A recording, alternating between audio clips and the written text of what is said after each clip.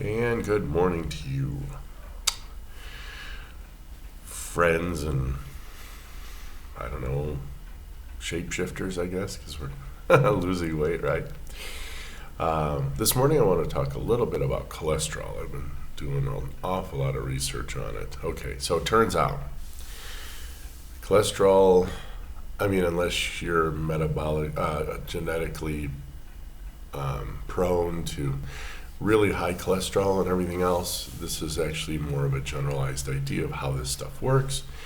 I'm not a doctor, but I don't know. There is some discontent among the ranks in the doctorshipness. So I did get my information from doctors, several in fact. Eckberg, Berg, a sports a celebrity writer and trainer, DeLauer, and there was another doctor I listened to. I can't remember his name. It was actually a fascinating speech. Let me give you the takeaway. So if you don't want to watch the rest of the video, here's the general idea. You get your blood work back. Okay. Number one, they're probably not going to test what they probably should be testing because insurance won't pay for it. The doctor's not going to pay for it. And I guess it's a pretty expensive test. But two, this is the important part. Take your triglyceride number, whatever that number is, okay? And then you take your HDL number, all right? And you divide it into the triglyceride number.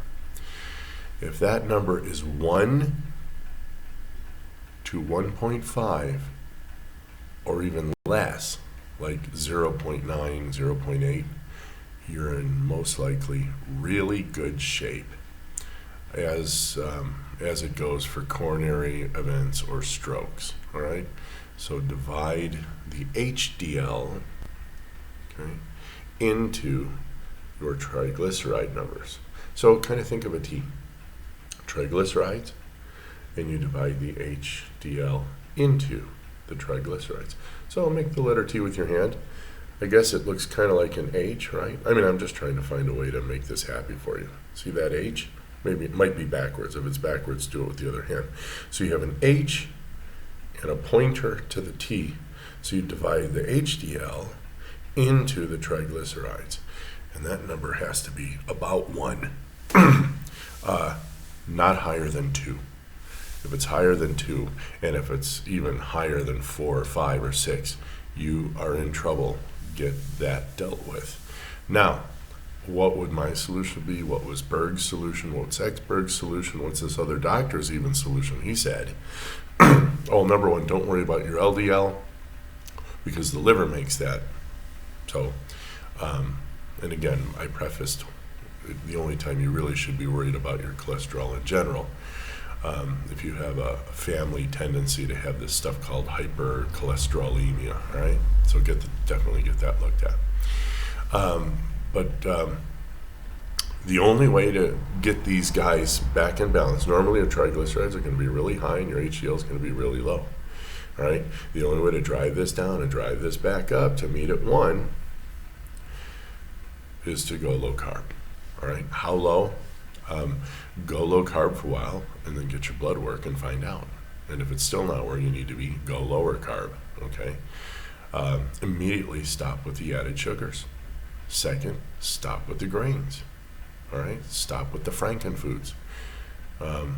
I don't actually eat fruit. They're too high in carbs. I lied. The fruits I will eat, although I don't get a lot of access to berries.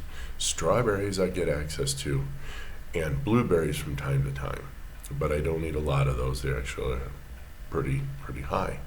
If you feel like you need other vegetarian solutions, and I'll just let you know, some of those proteins aren't quite equivalent to the body, and it takes the body a lot of effort to turn it into animal protein, which you will do anyway. So either you can eat it or your body will do it, but one of you is gonna have to manage the fact that you're gonna need animal proteins because you're an animal. Sorry, that's my last spiel on that tribal issue. But here's the other part. You can eat pecans and walnuts and almonds. Not huge amounts, but enough if you need a snack here and there, or And of course, if you're intermittent fasting, which really is the goal, you don't want to be snacking anyway. But baby steps, man. Just get off the sugar, get off the frankenfoods, get off the grains. Definitely do not use polyunsaturated oils, those so-called vegetable oils. Stuff is poison, period. You can use olive oil, butter, or lard. Great stuff. And if you don't have a problem with meat, eat a lot of meat and eggs, and you will see your triglycerides fall, and you will see your HDL rise, respectively. I mean, that you want to get to 1. All right, that's optimum. That's healthy. So I guess back on what cholesterol is a it's a lipoprotein case that holds cholesterol, and the H comes out of the liver, okay, the high density stuff, and delivers to the cells. Scratch that, reverse it. I made a mistake. I kept trying to think of how am I going to memorize this. L for liver, L for LDL. Okay, so the liver pushes out LDLs. Sorry. And that's the fluffy low density, and it goes to the cells, drops off its package, all right? And the HDL is the high density lipoprotein. The shell is the shell. Both LDL and HDL have the shell, all right? Well, it picks up, according to Dr. Berg, it picks up cholesterol that isn't needed. So it takes it back to the liver, and the liver has some they always show it with the little circle and the thing that goes in. It's the uptake. It uptakes the HDL and recycles it or synthesizes it. But the liver, as a matter of fact, what I remember hearing, the gut will also recycle cholesterol because it's very precious to the body. It's the building blocks of the body. It's what the body uses. The cell walls, bile, the cholesterol in your skin. If you expose it to if you expose it to the UV rays of the sun, you're going to get vitamin D made. All right. So a lot of processes. I don't care about the processes. I don't even care about the names. I just know what it does, and I know what I'm looking for. So at the end of the whole spiel, what you're looking for is a triglyceride and an HDL equivalent to 1. Remember, here's your H, okay, and here's your T, and you divide your H into your T, and you're looking for the number 1 or very close to it, okay?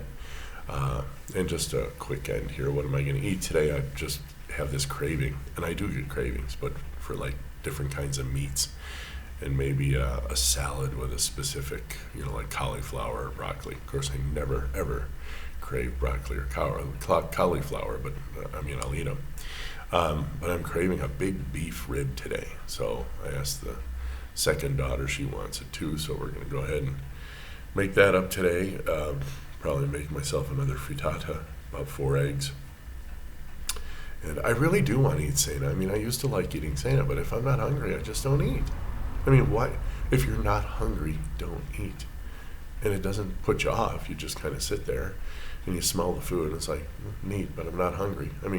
Even if you're hungry, not hungry, and you smell food, chances are, if you're not addicted, again, to frankenfoods and sugar, you're not going to eat.